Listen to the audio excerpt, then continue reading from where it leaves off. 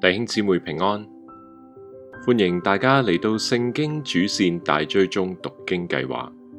我哋鼓勵你而家聽一次，跟住喺中午或者晚上嘅時候再打開聖經讀一次，讓我哋一同建立每日讀經嘅習慣。今日係4月3號，經文係記載喺詩篇第5篇1節到第6篇10節。上帝必保守投靠他的人。讓我哋一同嚟到聆聽聖經啊！詩篇第5篇，耶和華，求你留心聽我的言語，顧念我的心思。我的王，我的神啊，求你垂聽我呼求的聲音，因為我向你祈禱。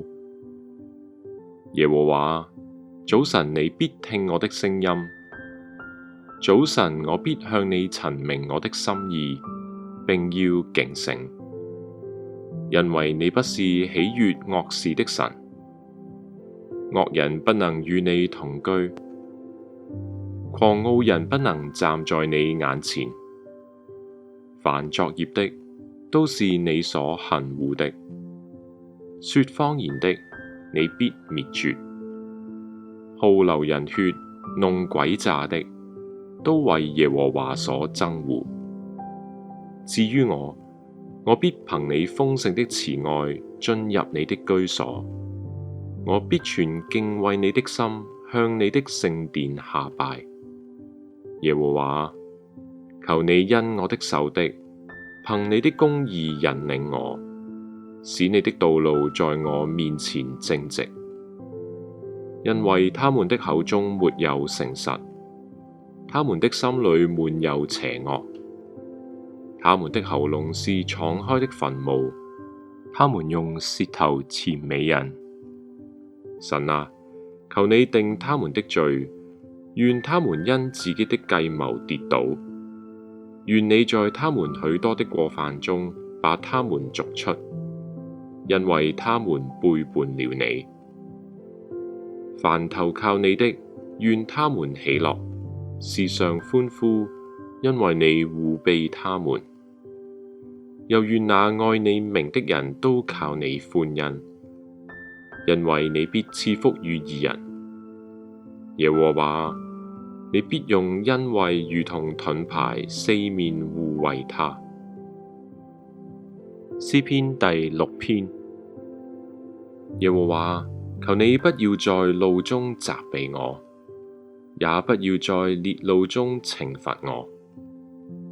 耶和華，求你可憐我，因為我軟弱。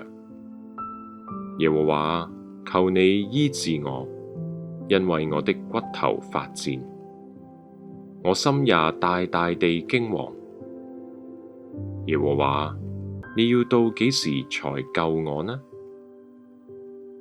耶和華，求你轉回搭救我，因你的慈愛拯救我。因為在死地無人紀念你，在陰間有誰稱謝你？我因唉哼而困乏，我每夜流淚，把床榻漂起，把褥子濕透。我因憂愁眼睛乾癟，又因我一切的敵人眼睛昏花。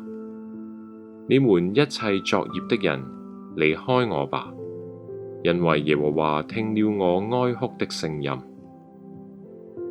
耶和華聽了我的懇求，耶和華必收納我的禱告。我的一切仇敵都必羞愧，大大驚惶，他們必要退後，忽然羞愧。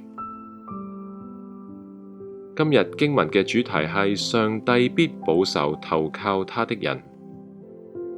第5篇是祈求救助的詩，義人的祈求和敬拜與惡人的面貌和下場交替出現。最後詩人祈求上主保護，並因上主必保守投靠他的人而滿心歡喜。第6篇是祈求醫治和憐憫的詩，詩人的境況近乎絕望，痛苦悲傷。雖然敵人加增他的傷痛，但他仍然信靠上帝。盡心思考，喺呢兩篇詩篇中，詩人痛苦嘅原因有乜嘢唔同呢？你點樣喺痛苦中保持自己對上帝嘅信心呢？親愛嘅弟兄姊妹，讓我哋唔單止讀聖經，更一同嚟到思想聖經。願神嘅話賜福大家。再見。